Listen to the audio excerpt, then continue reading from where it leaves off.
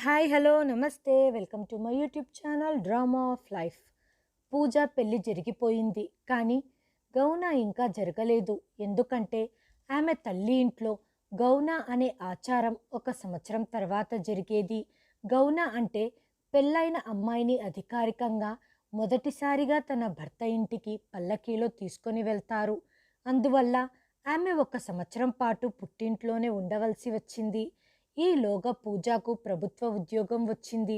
అనుకోకుండగా ఆమె ఉంటున్న నగరంలోనే ఉద్యోగం వచ్చింది కాబట్టి ఆమె అందులో చేరవలసి వచ్చింది. పూజ ఉద్యోగంలో చేరింది. ఆమెకు చాలా ఉన్నతమైన ఉద్యోగం వచ్చింది. ఆమె జీతం చాలా ఎక్కువ ఉండేది కాబట్టి ఇప్పుడు ఆమె తరచుగా తన అన్నయ్య, వదిన, మేనల్లుళ్లకు, మేనకోడళ్ల కోసం ఖరీదైన గిఫ్ట్లను తేవటం మొదలుపెట్టింది. దీంతో ఇంట్లో అందరూ చాలా సంతోషంగా ఉన్నారు. ఎందుకంటే పూజ ఇప్పటి వరకు తన అత్తారింటికి వెళ్ళలేదు. ఆమెకు తన అత్తామామలతో ప్రత్యేకమైన అనుబంధం లేదు. ఆమె తన జీతం మొత్తాన్ని తన తల్లిదండ్రులకిచ్చేది. అలాగే పూజకు జీతంతో పాటు పై ఆదాయం చాలా ఎక్కువగా ఉండేది. కాబట్టి ఆమె వదినలు ఖరీదైన చీరలను మరియు మేకప్ సామాన్లను డిమాండ్ చేసేవారు. ఆమె వారి కోరికను వెంటనే పూర్తి చేసేది. ఇలా చేయటం వల్ల తనకు సంతోషం కలిగేది. ఈ కారణంగా ఆమె తల్లి ఇంట్లో అందరూ చాలా సంతోషంగా ఉండేవారు. పూజ తన జీతమంతా తన తల్లికిచ్చేది. ఆమె వాటిని ఇంటి కోసం ఖర్చు చేసేది. దీనివల్ల పూజ అన్నయ్యల జీతం దాదాపు మొత్తం ఆదా అయిపోయేది. దీంతో వాళ్ళు మంచి సేవింగ్స్ చేసేవారు. ఇంటి ఖర్చులు కూడా హాయిగా తీరుతున్నాయి. పిల్లల ప్రతి కోరికను పూజ తీర్చేది. ఆమె తన డబ్బునంతా తన తల్లి కుటుంబం కోసం ఖర్చు చేసేది. దీని కారణంగా ఆమె అన్నయ్య మరియు వదినలలో దురాశ పెరుగుతూ పోయింది. పూజకి ఇంకా గౌన వేడుక జరగలేదు కాబట్టి ఆమె కొంచెం కూడా తన గురించి ఆలోచించుకోవటం లేదు. రేపు తనకు కూడా ఒక కుటుంబం ఉంటుంది. ఆమెకు పిల్లలు పుడతారు. ఆమె తన కోసం డబ్బులు ఆదా చేసుకోవాలి. కానీ ఆమెకు ఆమె తల్లిదండ్రులే అన్నీ. ఆమె ప్రకారం ఆమె తల్లి కుటుంబ సభ్యులకు మాత్రమే ఆమె డబ్బుపై హక్కు ఉంటుంది. అదే తన కుటుంబం అని తన ఆలోచనలు అలా ఉండిపోయాయి. పూజ వాళ్ళ డిమాండ్లన్నిటినీ తీర్చేది కాబట్టి పుట్టింట్లో ఆమెకు చాలా గౌరవ మర్యాదలు లభించేవి. అందరూ ఆమెను చాలా జాగ్రత్తగా చూసుకునేవారు, చాలా ప్రేమించేవారు. తనని నెత్తి మీద పెట్టుకొని చూసుకోవటంతో పూజ చాలా సంతోషంగా ఉంది. పూజ డబ్బుతో తన అన్నయ్య మరియు వదినలు విలాసవంతమైన జీవితాన్ని గడుపుతున్నారు. ఈ విధంగా దాదాపు 1 సంవత్సరం గడిచిపోయింది. పూజ గౌన వేడుకకు సమయం ఆసన్నమయ్యింది. ఇప్పుడు పూజ అత్తమామల ఇంటి నుండి తేదీ నిర్ణయించమని ఫోన్లు రావటం ప్రారంభమయ్యాయి. ఈ వేడుక అయ్యాక పూజ ఇంటిని వదిలి వెళ్తే తమ చేతుల్లో నుంచి ఏటీఎం కార్డు పోతుంది. అలాగే వారి సరదాలు కూడా వెళ్ళిపోతాయి కాబట్టి పూజ అన్నయ్యలు మరియు వదినలు పూజని ఆ ఇంటి నుండి బయటికి పంపాలి అని ఎప్పుడూ కోరుకోలేదు. అందుకే పూజ వాళ్ళ పుట్టింట్లో అందరూ మొదట్లో గౌన అనే టాపిక్ గురించి మాట్లాడకుండా ఉండేవారు. కానీ ఒత్తిడి పెరగటం మొదలైనప్పుడు పూజ వదినలు పూజని రెచ్చగొట్టడం మొదలుపెట్టారు. ఇక్కడ నువ్వు నీ ఉద్యోగం ప్రశాంతంగా చేసుకుంటున్నావు. నీకిక్కడ ఎటువంటి సమస్యలు లేవు, ఎటువంటి ఆంక్షలు లేవు. జీవితం సంతోషంగా సాగుతుంది. కానీ మీ అత్తామామల ఇంట్లో ఇదంతా అంత సులభం కాదు. నువ్వు చాలా సమస్యలు ఎదుర్కోవాల్సి ఉంటుంది. నువ్వు ఉద్యోగం చేసి సంపాదించిన ఆ డబ్బును నువ్వు నీ ఇష్టానుసారంగా ఖర్చు చెయ్యలేవు. ఎందుకంటే నీ అత్తారింట్లో నీ అత్తామామలు కోరుకునేదే జరుగుతుంది కాబట్టి. పూజ వదినలు పూజను ఆమె అత్తామామలకు వ్యతిరేకంగా రెచ్చగొట్టాలి అని కోరుకున్నారు. అందులో విజయం సాధిస్తున్నారు. తన వదినలు ఇద్దరు పూజతో ఇలా చెప్పి భయపెట్టేవారు. నీ అత్తారింట్లో నీకు 3 తోడికోడళ్ళు, ఇంకా పెళ్ళి కాని 2 ఆడబిడ్డలు ఉన్నారు. వాళ్ళందరూ కలిసి నిన్నేం చేస్తారో ఎవరికి తెలుసు. వాళ్ళు నిన్ను ఉద్యోగం కూడా చేయనిస్తారో లేదో. నిన్ను ఇంట్లో పనులు చేసే పని మనిషిగా చేస్తారేమో మాకు తెలియదు. ఇక్కడైతే అన్ని పనులు మేమే చూసుకుంటాం. ఆ వ్యక్తులు నువ్వు ఉద్యోగం వదిలేలా చేసి నువ్వు వారిపై ఆధారపడేలా చేస్తారేమో. ఒకవేళ వారి ప్రవర్తన సరిగ్గా లేకుంటే నీ పరిస్థితి ఏంటి? కనీసం నువ్విప్పుడు ఎవరి మీద ఆధారపడటం లేదు. ఇదంతా చెప్పి వదినలు పూజాను ఎంతగా భయపెట్టారు అంటే ఆమె తన తల్లితో, అమ్మా, ఏదో ఒకటి చేసి ఆ గౌన వేడుకను పోస్ట్‌పోన్ చెయ్యి. నేను ప్రస్తుతం మా అత్తగారింటికి వెళ్ళాలనుకోవటం లేదు. మరి కొన్ని రోజులు ఇక్కడే ఉండాలి అనుకుంటున్నాను. పూజ తల్లి కూడా పూజ డబ్బుకు అలవాటు పడింది. ఎందుకంటే పూజ తండ్రి ఇప్పుడు ప్రత్యేకంగా ఏమీ చేయటం లేదు. కొడుకులైతే ఆమెకు ఎప్పుడూ డబ్బు ఇచ్చేవారు కాదు. తన అవసరాల కోసం తన కొడుకుల నుండి డబ్బు అడుక్కోవాల్సి వచ్చేది. కానీ పూజ తన జీతం మొత్తాన్ని తన తల్లి చేతుల్లో పెట్టేది. అందుకే ఆమె కూడా చాలా సంతోషంగా ఉంది.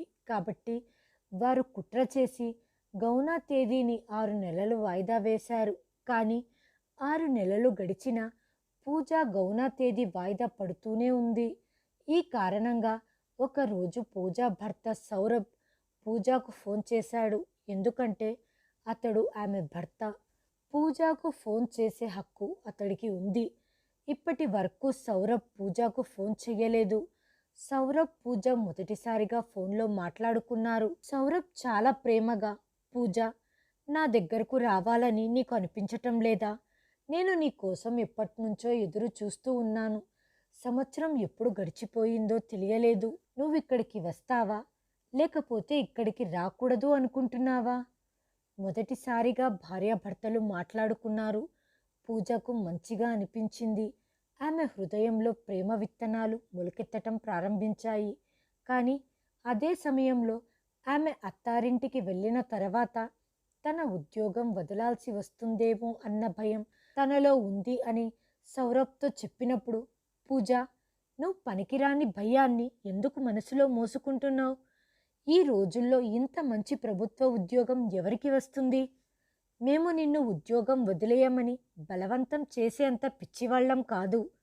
నీకు ట్రాన్స్ఫర్ ఇక్కడికి అయ్యేలా చేయటానికి ప్రయత్నిస్తాను.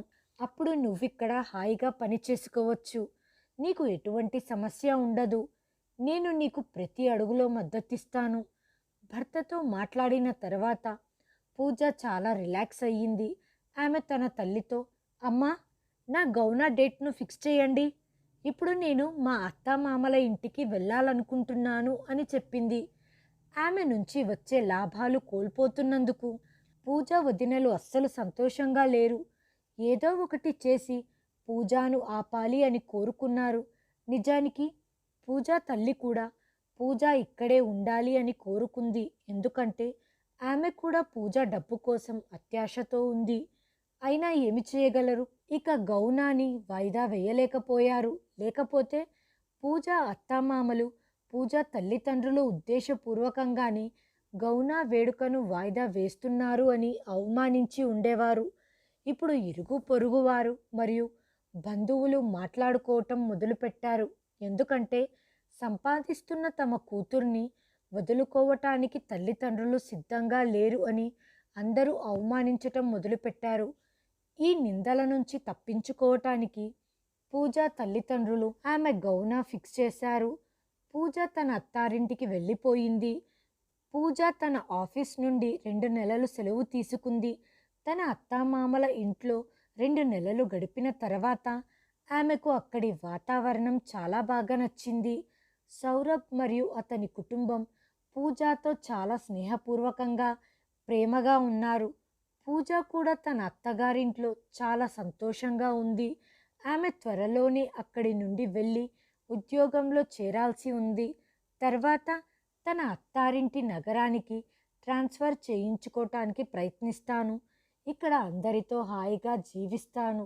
ఎందుకంటే తన అత్తామామల ఇంట్లో తనకు ఎలాంటి సమస్య రాదని పూజ భావించింది.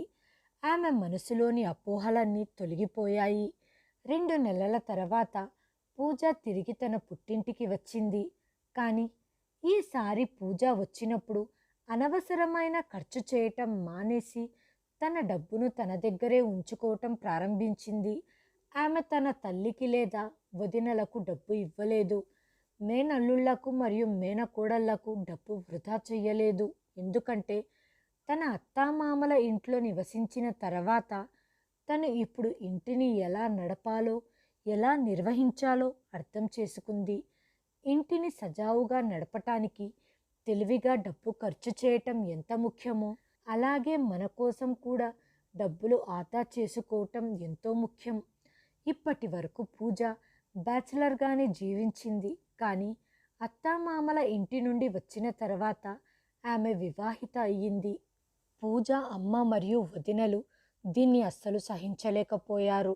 వాళ్ళు చాలా కోల్పోతున్నారు అని అర్థమై పూజ పుట్టింటి వాళ్ళు ఆమెను వేరే విధంగా రెచ్చగొట్టడం మొదలుపెట్టారు. పిచ్చిదానా, నీ అత్తింటి వాళ్ళు కూడా ఇదే కోరుకుంటున్నారు. వాళ్ళు నీ డబ్బులు ఉపయోగించుకొని విలాసవంతమైన జీవితాన్ని గడపాలని కోరుకుంటున్నారు. అందుకే వాళ్ళు నిన్ను బాగా చూసుకున్నారు. ఇలా చేస్తే నువ్వు సంపాదించింది వాళ్ళకు ఇస్తావు అనుకున్నారు. ఒకవేళ నువ్వు మీ అత్తారింట్లో ఉంటే నీ చేతుల్లో ₹1 కూడా ఉండదు. మీ అత్తగారే అన్నీ తీసుకుంటారు.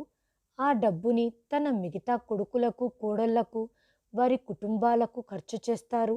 డబ్బు నీది, జల్సాలు మరొకరిది. కాబట్టి నువ్వెందుకు అక్కడికి ట్రాన్స్ఫర్ అవుతావు? నీ భర్త ఒక మెడికల్ రిప్రజెంటేటివ్. నీ భర్తని ఇక్కడికి ట్రాన్స్ఫర్ అవ్వమని చెప్పు. అప్పుడు నువ్వు ఇక్కడ హాయిగా ఉండవచ్చు. నీ డబ్బంతా నీ దగ్గరే ఉంటుంది. మీ అత్తామామల ఆనందం కోసం ఉపయోగించాల్సిన అవసరం ఉండదు. పూజ ఇలా ఆలోచించేది. తన పుట్టింట్లో ఉంటే ఇంట్లో పని చేయాల్సిన అవసరం ఉండదు. తన వదినలే అన్నీ చూసుకునేవారు. కానీ దానికి బదులుగా ఆమె డబ్బంతా వాళ్ళే తీసుకునేవారు. అత్తామామల ఇంట్లో తను పని చేయాల్సి వచ్చేది. ఇప్పటికీ ఆమె అత్తామామల ఇంట్లో ఎవ్వరూ ఆమె నుండి ₹1 కూడా అడగలేదు. అయినప్పటికీ వదినలు ఆమె మనస్సును అపార్థాలతో నింపి ఆమెను తమ వైపుకు తిప్పుకున్నారు. తన సొంత సౌకర్యం కోసం పూజ కూడా నేనే ఎందుకు ట్రాన్స్ఫర్ చేయించుకోవాలి అని ఆలోచించటం ప్రారంభించింది. సౌరభ్ ట్రాన్స్ఫర్ చేసుకొని వస్తే ఇక్కడ హాయిగా పని చేసుకుంటాడు. నిజానికి తన డబ్బుపై కన్ను తన పుట్టింటి వారికే ఉంది, అత్తింటి వారికి కాదు అని తనకు ఈ మాట అర్థం కావటం లేదు. పూజ సౌరభ్తో మీరే నేను ఉండే నగరానికి బదిలీ చేయించుకోండి అని చెప్పింది. దానికి సౌరభ్ కోపంగా ఇది సాధ్యం కాదు. నాకు అక్కడ ఇల్లు, కుటుంబం ఉంది. నేను చాలా సంవత్సరాలుగా ఇక్కడే ఉంటూ ఉద్యోగం చేస్తున్నాను. నేను అక్కడికి బదిలీ చేయించుకోను. నీకే సులభంగా ట్రాన్స్ఫర్ అయినప్పుడు నువ్వే ట్రాన్స్ఫర్ చేయించుకో. అప్పగింతలయ్యాక అమ్మాయిలు తమ తల్లిదండ్రుల ఇంటిని వదిలేసి అత్తామామల ఇంటికి వెళ్తారా? లేక అబ్బాయిలు తమ ఇళ్లను వదిలి అత్తామామల ఇంటికి వెళ్ళటం జరుగుతుందా? నేను ఎట్టి పరిస్థితులలోనూ అక్కడికి రాను అని నిరాకరించటంతో మీరెందుకు అర్థం చేసుకోవటం లేదు? నేను ఇక్కడే హాయిగా ఉంటున్నాను. నాకు ఎటువంటి పని ఒత్తిడి లేదు. మా వదినలే ప్రతిదీ చూసుకుంటున్నారు. అదే అత్తారింట్లో నేను ప్రతిదీ ఎలా మేనేజ్ చేసుకోవాలి? దీనిపై సౌరభ్ నువ్వు చెప్పింది నిజమే. ప్రతి కోడలు తన అత్తమామల ఇంట్లో పని చెయ్యాలి. కానీ ప్రతిదీ మాట్లాడుకొని చేసుకోవటం ద్వారా మేనేజ్ అయిపోతుంది. పెళ్ళైన అమ్మాయి జీవితాంతం తన తల్లిదండ్రుల ఇంట్లోనే ఉంటుందా? ఆమె ఎటువంటి బాధ్యతలు మొయ్యాల్సిన అవసరం లేదని నువ్వు ఎప్పుడైనా విన్నావా? నువ్వు నీ మెట్టినింటికి రావాల్సి ఉంటుంది. పెళ్ళైన అమ్మాయికి తన అత్తామామల ఇంట్లో లభించే గౌరవం ఆమె తల్లిదండ్రుల ఇంట్లో ఉండటం వల్ల ఎప్పటికీ లభించదు. మీ అమ్మాయి ఇంట్లో నీకు లభించే గౌరవం నువ్వు సంపాదించి వారికి ఇవ్వటం వల్ల మాత్రమే అని నీకు అర్థం కావటం లేదు. నువ్వు సంపాదించకపోతే నీ గౌన చాలా కాలం క్రితమే పూర్తయ్యేది. కానీ నీకు ఈ విషయం ఏమీ అర్థం కావటం లేదు. సింపుల్గా చెప్పాలంటే మీ వదినల కన్ను నీ డబ్బుపై ఉంది. కానీ పూజకు తన తల్లిదండ్రుల ఇంటిపై ఉన్న అనుబంధం ఇంకా తగ్గలేదు. తన డబ్బు వల్లే తన పుట్టింటి వాళ్ళు తనను ఇష్టపడుతున్నారు అని ఆమె నమ్మలేకపోయింది. వదిన పూజతో సౌరభ్ ట్రాన్స్ఫర్కి సిద్ధంగా ఉన్నారా అని అడిగింది. లేదు వదిన, అతను ఇక్కడికి రాడు. నేనే అక్కడికి వెళ్ళాలి. అతను ఇక్కడికి రావటానికి అస్సలు సిద్ధంగా లేరు అని చెప్పింది. అవునవును, అతను ఇక్కడికి ఎందుకు వస్తాడు? బదులుగా నువ్వే అక్కడికి వెళ్ళాలి. అప్పుడే కదా నీ డబ్బంతా నీ అత్తమామల కుటుంబంపై ఖర్చు చేయగలిగేది? వాళ్లకు నీ డబ్బు మీద కన్ను ఉంది. ఇదే మాట సౌరభ్ పూజ తల్లిదండ్రుల విషయంలో చెప్పినప్పుడు పూజ దానిని అస్సలు నమ్మలేదు. కానీ పూజ పుట్టింటి వాళ్ళు అదే విషయం తన అత్తారింటి గురించి చెప్పినప్పుడు వెంటనే వాళ్ళ మాటల్ని నమ్మటం మొదలుపెట్టింది. తన డబ్బులు వాడుకోవటానికి మాత్రమే తనను అత్తామామలు ఇంటికి పిలుస్తున్నారు అని ఆమె అనుకోవటం మొదలుపెట్టింది. కాబట్టి పూజ తన ఆఫీస్లో ట్రాన్స్ఫర్ గురించి మాట్లాడలేదు. ఈ విధంగా మరో నెల గడిచింది. సౌరభ్ పూజకు ఫోన్ చేసి, నువ్వు ఆఫీస్లో ట్రాన్స్ఫర్ గురించి ఇంకా మాట్లాడలేదా అని ప్రశ్నించినప్పుడు పూజ ఆ ప్రశ్నను తప్పించుకుంటూ, నేను మాట్లాడాను, కానీ కొంచెం కష్టంగానే ఉంది అంది. దీనికి సౌరవ్, నో ప్రాబ్లం, నేను ఇక్కడి నుండి ప్రయత్నిస్తాను. అన్నయ్యకు తెలిసిన వాళ్ళున్నారు, అతను నిన్ను వెంటనే ఇక్కడికి ట్రాన్స్ఫర్ చేయిస్తాడు. నేను ఈరోజే అన్నయ్యతో మాట్లాడతాను. అప్పుడు పూజ, వద్దు వద్దు, దాన్ని వదిలేయండి, నేను మాట్లాడుకుంటాను. ఆఫీస్లో ఇప్పుడు కొంత సమస్య ఉంది, అందుకే నేను మాట్లాడటం లేదు అంది. నిజమేంటంటే పూజకు ట్రాన్స్ఫర్ చేయించుకోవటం ఇష్టం లేదు, అందుకే వాయిదా వేస్తుంది అని సౌరభ్కు అర్థమైపోయింది. ఆమె తన పుట్టింటిని అంత తేలిగ్గా వదిలి రాదు. అందుకే ఇప్పుడు సౌరభ్ కూడా ఆమెతో మాట్లాడటం మానేశాడు. పూజ తన తల్లి ఇంట్లో హాయిగా జీవిస్తుంది. దాదాపు 10 నెలల తర్వాత పూజ మళ్ళీ 2 నెలలు తన అత్తామామల ఇంటికి వెళ్ళి ఆ తర్వాత తన తల్లిదండ్రుల ఇంటికి తిరిగి వచ్చి అక్కడి నుండి పని చేయటం ప్రారంభించింది. ఈ విధంగా ఆమె అప్పుడప్పుడు 1 లేదా 2 నెలలు తన అత్తామామల ఇంటికి వెళ్ళేది. మిగతా సమయమంతా తల్లిదండ్రుల ఇంట్లోనే ఉండేది. పూజ సంపాదించిన డబ్బంతా ఆమె తల్లిదండ్రుల, అన్నయ్య మరియు వదిన దగ్గరే ఉండేది. పూజ చేతుల్లో తన సొంత ఖర్చులకు సరిపోయేంత డబ్బు మాత్రమే ఉండేది. పూజ ఈ వాస్తవాన్ని చూడలేకపోయింది. ఆమెకు ఇది మాత్రమే కనిపిస్తుంది. ఎటువంటి అడ్డంకులు లేకుండగా, ఎటువంటి బాధ్యతలు లేకుండగా హాయిగా తన ఉద్యోగం తాను చేసుకుంటుంది. ఆమె ఉద్యోగం చేస్తుంది, కానీ ఆ ఉద్యోగం వల్ల ఆమెకు ఎలాంటి ప్రతిఫలం లభిస్తుందో ఆమెకు అర్థం కావటం లేదు. ఆమె ₹1 కూడా పొదుపు చేసుకోలేకపోయింది. కానీ సౌరభ్ అన్నీ చూసి అర్థం చేసుకోగలిగాడు. సౌరభ్కి డబ్బు మీద ఆసక్తి లేదు, కానీ అతని వైవాహిక జీవితం కూడా నాశనం అవుతుంది. పెళ్ళైన ఏ వ్యక్తి బ్రహ్మచారిలా జీవితాన్ని గడపాలని కోరుకుంటాడు? సౌరభ్ కుటుంబం కూడా దీన్ని అర్థం చేసుకుంది. దాదాపు 2 సంవత్సరాలు ఇలాగే గడిచాయి. ఒకరోజు సౌరభ్ తండ్రి పూజ తండ్రికి ఫోన్ చేసి, బావగారు, మీరు ఎంతకాలమని మా కోడల్ని పుట్టింట్లోనే కూర్చోబెట్టుకుంటారు? తన భార్యతో సమయం గడపటానికి నా కొడుకుకు హక్కు లేదా? మా కోడలు తన తల్లిదండ్రుల ఇంట్లో ఉండటం సముచితమేనా? నా కొడుకుకి తన కుటుంబాన్ని అభివృద్ధి చేసుకునే హక్కు లేదా? మీరు ఏ హక్కుతో మా కోడల్ని మీతో ఉంచుకున్నారు? నా కొడుకు వివాహం చేసుకున్నప్పటికీ అతను ఇప్పటికీ బ్రహ్మచారిలా జీవిస్తున్నాడు. అతడి భార్య చేయవలసిన పనులన్నీ నేటికి అతని తల్లి చేస్తుంది. నా కొడుకుకు ఎలాంటి కోరికలు ఉండవా? భార్య ఉన్నప్పటికీ నా కొడుకు ఇలాంటి జీవితాన్ని గడపటాన్ని చూసి మేము భరించలేకపోయాం. కాబట్టి ఈ విషయంలో నేను కొంత కఠినమైన చర్య తీసుకోవాల్సి ఉంటుంది. మీరు కూడా ఈ విషయం గురించి ఆలోచించి ఏదో ఒక నిర్ణయం తీసుకోవాల్సి ఉంటుంది అంటూ సౌరభ్ తండ్రి పూజ తండ్రితో చాలా కఠినంగా మాట్లాడాడు. ఎందుకంటే ఇప్పుడు ఇది అవసరం. పూజ తల్లి ఇంట్లో అందరితో ఇదంతా చెప్పినప్పుడు ఇంట్లో అందరూ చాలా టెన్షన్ పడ్డారు. తన మామగారు అలా మాట్లాడగలరని పూజ నమ్మలేకపోయింది. పూజ సౌరభ్తో మాట్లాడినప్పుడు సౌరభ్ కూడా తన తండ్రి చెప్పిన మాటలను చెప్పాడు.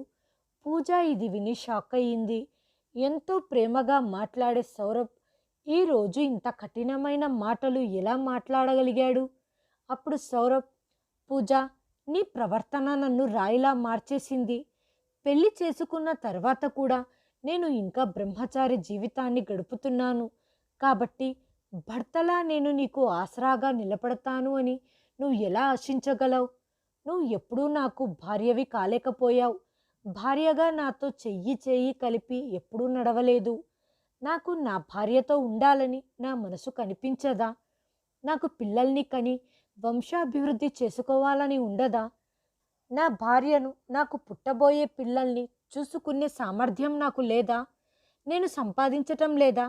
నేను అన్ని విధాల సమర్థుడిని. అందుకే మీ తల్లిదండ్రులు నన్ను ఎంచుకొని నీతో పెళ్లి చేశారు. వివాహం తర్వాత నీకు ఉద్యోగం వచ్చింది. అప్పటి నుంచి నీ భర్త నీ ఖర్చులు భరించలేడని నీకు అనిపించటం మొదలయ్యింది. అందుకే నువ్వు నీ అత్తమామల ఇంటికి రాకూడదు అనుకుంటున్నావు. ఒక్కసారి ఆలోచించు. నీకు ఉద్యోగం రాకపోయి ఉంటే ఇప్పటికీ నువ్వు నీ భర్త ఇంట్లో ఉండేదానివి. మేము నిన్ను ఎప్పుడు నీ ఉద్యోగాన్ని వదలమని చెప్పలేదు. నువ్వు ఇక్కడికి ట్రాన్స్ఫర్ చేసుకో అని మాత్రమే చెప్పాము. నువ్వు అనుకుంటే అలా చేయటం సులభం. కానీ నువ్వు ఇక్కడికి రావాలని అనుకోవటం లేదు. కాబట్టి నీ వ్యర్థమైన ఆలోచనల కోసం నేను ఎంతకాలం నా జీవితాన్ని వృధా చేసుకోవాలి? నాకు కొన్ని కోరికలు ఉన్నాయి అనటంతో పూజలో ఇప్పుడు టెన్షన్ మొదలైంది. ఉద్యోగం కారణంగా తన సంసారం కూలిపోతుందేమో అని ఆమె భయపడింది. అందుకే ట్రాన్స్ఫర్ చేయించుకోవాలి అనుకుంది. కానీ ఆమె అన్నయ్య వదినలు చాలా తెలివిగా పూజ మనసులో ఈ విషయాన్ని నాటారు. ఈ రోజు పూజ తన కాళ్ళ మీద తను నిలబడుతుంటే ఆమె మామగారు మరియు ఆమె భర్త చాలా చెడుగా మాట్లాడి ఆమెను ఒత్తిడికి గురి చేస్తున్నారు. అందుకే ఆమె ఇంతలా భయపడుతుంది. ఒకవేళ తను అత్తామామల ఇంటికి వెళితే వాళ్ళు ఆమె ఉద్యోగాన్ని మాన్పించేస్తారు, లేదా వాళ్ళు ఆమెను ఎలాంటి ఇబ్బందులకు గురి చేస్తారో అప్పుడు పూజ బ్రతకటం కష్టమవుతుంది. తను మాత్రం అక్కడికి వెళ్తే ఖచ్చితంగా తన ఉద్యోగాన్ని మాన్పించేస్తారు, తనని ఇంటి పని మనిషిలా మార్చేస్తారు అని మేము బలంగా నమ్ముతున్నాం. పూజ చెవుల్లో వాళ్ళు ఏమి గుసగుసలాడారో ఆ దేవుడికే తెలియాలి. వారు పూజకు పూర్తిగా బ్రెయిన్ వాష్ చేసి చివరికి ఇలా అన్నారు: ఇది నీ జీవితానికి సంబంధించిన నిర్ణయం. కాబట్టి నువ్వే స్వయంగా నీ నిర్ణయాలు తీసుకోవాల్సి ఉంటుంది. ఎందుకంటే రేపు ఏదైనా జరిగితే పూజ నిర్ణయంతోనే తన ఇల్లు నాశనం అయ్యింది అని చెప్పవచ్చు. ఆఖరికి పూజ తల్లిదండ్రులదే పైచెయ్యి అయ్యింది. పూజ సౌరభ్కి ఫోన్ చేసి మీరు ఏ నిర్ణయం తీసుకోవాలనుకున్నారో తీసుకోవచ్చు, నేను మాత్రం నా తల్లిదండ్రుల ఇంటి నుండే పని చేస్తాను అని చెప్పేసింది. సౌరభ్కి కూడా అర్థమైపోయింది. పూజ అర్థం చేసుకునే స్థితిలో లేదు. ఇప్పుడు ఈ బంధాన్ని కాపాడుకోవటం కష్టం. అలాంటి అమ్మాయితో జీవించటం అంటే జీవితం వృధా చేసుకోవటమే. ఆమె తన మెదడును 1% కూడా ఉపయోగించదు. 100% తన తల్లిదండ్రుల మెదడునే అనుసరిస్తుంది. తను చేజేతులారా తన వైవాహిక జీవితాన్ని నాశనం చేసుకుంటుంది. సౌరభ్ పూజను ఒప్పించటానికి 2-3 సార్లు ప్రయత్నించాడు. కానీ పూజ మాత్రం తన తల్లిదండ్రుల ఇంట్లోకి వచ్చి ఉండాలి అనే ఒక షరతును విధించింది. సౌరభ్ దీనికి సిద్ధంగా లేడు. అతడు పూజతో నాకు ఆత్మగౌరవం ఉంది. నీ అర్థం లేని మొండితనానికి నా గౌరవాన్ని త్యాగం చేయలేను. ఈ బంధంలో నాకు ఎటువంటి భవిష్యత్తు కనిపించటం లేదు. కాబట్టి ఇప్పుడు విడిపోదాం. ఆ తర్వాత ఇద్దరు పరస్పర అంగీకారంతో విడాకులు తీసుకున్నారు. పూజ తల్లిదండ్రులకు తమ కూతురు విడాకులు తీసుకున్నందుకు బాధ కలిగింది. కానీ ఎక్కడో పూజ డబ్బుపై దురాశ కలిగింది. పూజ జీవితమంతా సంపాదించి ఈ ఇంటికి ఇస్తుంది. కాబట్టి ఆమె అన్నయ్య మరియు వదినలు ఆమెను జీవితాంతం పూల పాన్పు మీద కూర్చోపెడతారు. తన జీవితం సజావుగా సాగుతుంది అనుకుంది. ఆమెకు తల్లి ఇంట్లో ఎలాంటి సమస్య రాదు. ఇప్పుడు సంపాదిస్తున్న కూతురు ఇల్లు వదిలి వెళ్ళదు అని తెలిసి అన్నయ్య మరియు వదినలు కూడా చాలా సంతోషంగా ఉన్నారు. ఎందుకంటే వారి సంపాదన అంతా ఆదా అయిపోతుంది. పూజ అన్ని ఖర్చులు భరిస్తుంది. దానికి బదులు ఆమెకు ప్రేమతో కొన్ని మధురమైన మాటలు చెబితే సరిపోతుంది. ఇప్పుడు పూజ తన తల్లి ఇంట్లో హాయిగా జీవిస్తుంది. ఆమె తన వదినతో మాట్లాడేది, మేనల్లుళ్ళు మేనకోడళ్లతో బయటికి వెళ్ళేది. అందరూ ఆమెను బాగా చూసుకునేవారు. కానీ పూజ జీవితంలో ఒక శూన్యం ఉంది. అప్పుడప్పుడు పక్కింటి వారు బంధువులు ఆమెను ఎగతాళి చేసేవారు. ఈ అమ్మాయిని చూడండి, ఉద్యోగం కోసం భర్తను వదిలి తల్లిదండ్రుల ఇంట్లో ఉంటుంది.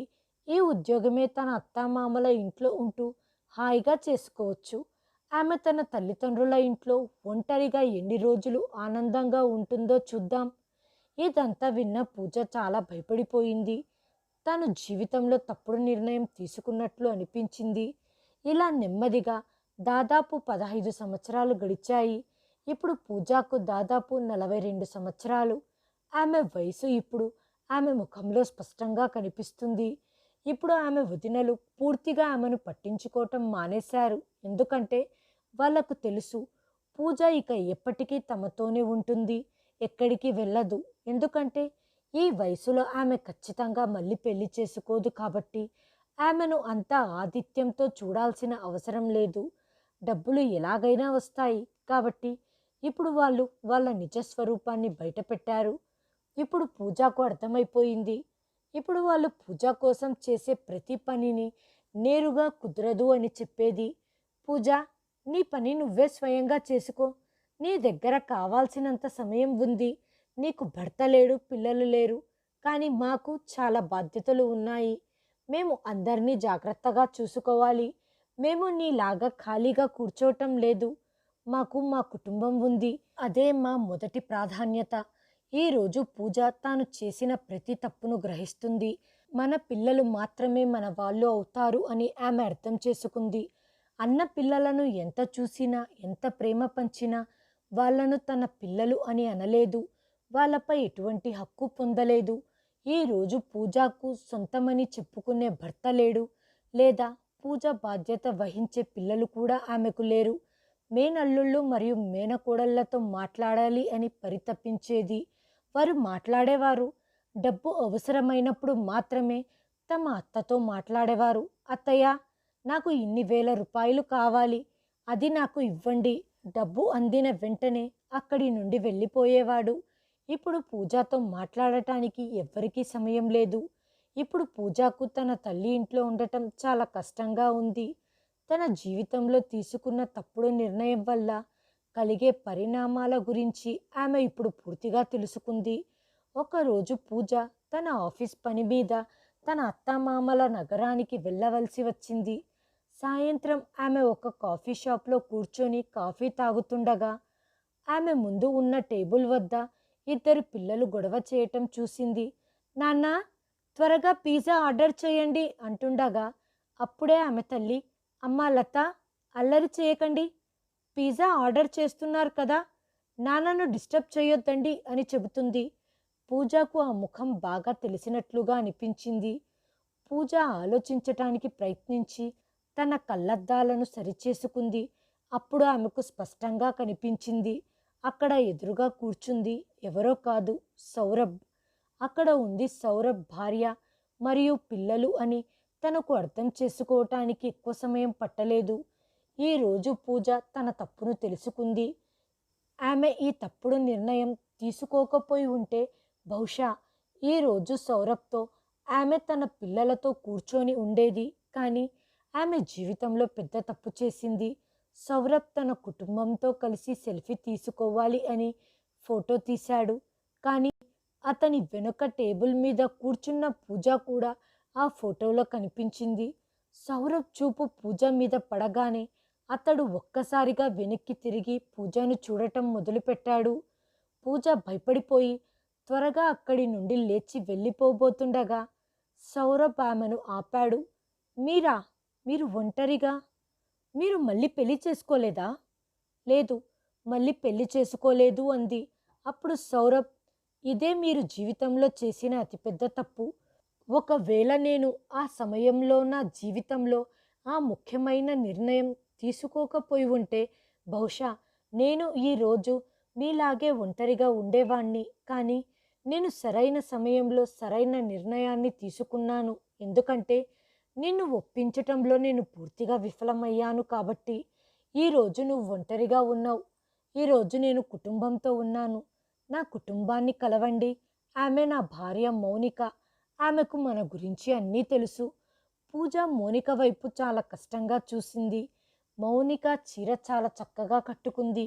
నుదిటిపై పెట్టుకున్న సింధూరం, మెడలో మంగళసూత్రం, చేతుల్లో గాజులు, కాలికి మెట్టెలు, ఇవన్నీ చూసి పూజకు ఊపిరి ఆడనట్లు అనిపించింది. ఆమె జీవితంలో అంత పెద్ద తప్పుడు నిర్ణయం తీసుకోకపోయి ఉంటే బహుశా ఈరోజు ఆమె ఇలాగే జీవించి ఉండేది.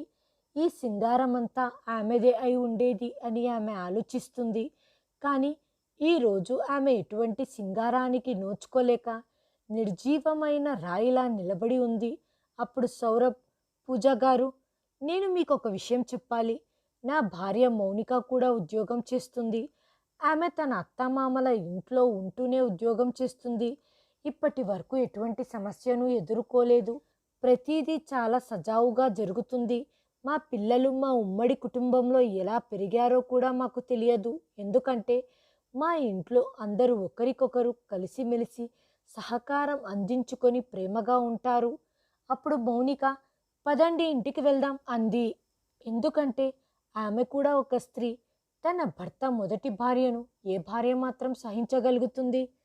సౌరభ్ తనతో మాట్లాడటం మౌనికకు ఇష్టం లేదు అన్న విషయం పూజ స్పష్టంగా అర్థం చేసుకోగలిగింది. సరే, మేమిప్పుడు బయలుదేరుతున్నామని చెప్పి సౌరభ్ తన భార్య పిల్లలతో అక్కడి నుండి బయలుదేరాడు. వాళ్ళు వెళ్తుంటే పూజ చూస్తూ నిలబడిపోయింది. ఈరోజు పూజకు తన మీద తనకు చాలా కోపం వచ్చింది. ఎవరైనా ఎంతైనా బ్రెయిన్ వాష్ చేసినా తన నిర్ణయాలు తాను తీసుకునేంత మెదడు తనకు లేదా? ఆమె తన భవిష్యత్తు గురించి ఎందుకు ఆలోచించలేదు? ఆ సమయంలో సౌరభ్ లాగా తన కుటుంబం గురించి ఆలోచించి ఉంటే ఆమె తన గురించి ఆలోచించేది. ఈరోజు తనకంటూ ఒక సొంత కుటుంబం ఉండేది. ఆమె జీవితంలో ఇలా ఒంటరిగా ఉండేది కాదు. ఈరోజు పూజకు చాలా కోపం వస్తుంది. ఈరోజు తను ఒక పెద్ద నిర్ణయం తీసుకుంది. ఇప్పుడు ఆమె ఉద్యోగరీత్యా ఉన్నత స్థానానికి చేరుకుంది అని ఆ రోజు చాలా సులభంగా దూర ప్రాంతానికి ట్రాన్స్ఫర్ చేయించుకొని నేరుగా అక్కడికి వెళ్ళిపోయింది. ఆమె తన తల్లిదండ్రులకు ఫోన్ చేసి, నేను ఇప్పటి నుంచి అక్కడే ఉంటాను, అక్కడి నుంచే ఉద్యోగం చేస్తాను, ఎందుకంటే ఇప్పుడు నాకు అక్కడికి ట్రాన్స్ఫర్ అయ్యింది అని చెప్పింది. పూజ పుట్టింటి వారు ఈ విషయం విని షాక్ అయ్యారు. వారి చేతుల్లో నుంచి డబ్బంతా జారిపోవటం చూసి మళ్ళీ బ్రెయిన్ వాష్ చేయటానికి చాలా ప్రయత్నించారు. కానీ ఈసారి పూజ చాలా స్పష్టంగా చెప్పింది, మీరు మీ మాటలతో మోసం చేసి నా జీవితాన్ని నాశనం చేసిన 15 ఏళ్ల క్రితం నాటి పూజను కాదు నేను. నాకు అన్నీ అర్థమయ్యాయి, కానీ చాలా ఆలస్యంగా నా కళ్ళు తెరుచుకున్నాయి. మీరు నా సంపాదనలో నుండి ఒక్క పైసాను కూడా పొందలేరు. నా నుంచి ఎంత డబ్బు రాబట్టాలో రాబట్టి చాలా ఎంజాయ్ చేశారు. ఇప్పుడు మీ సొంత సంపాదనతో మీ జీవితాన్ని నడపటం అలవాటు చేసుకోండి. మీ ఇంట్లో పూజ అనే తెలివి తక్కువ అమ్మాయి ఉంది అని మీరు మర్చిపోండి. ఆమె తన చేతులారా తన సంసారాన్ని నాశనం చేసుకుంది. పూజ తల్లిదండ్రులు ఆమెకు అర్థమయ్యేలా చెప్పటానికి ప్రయత్నించారు.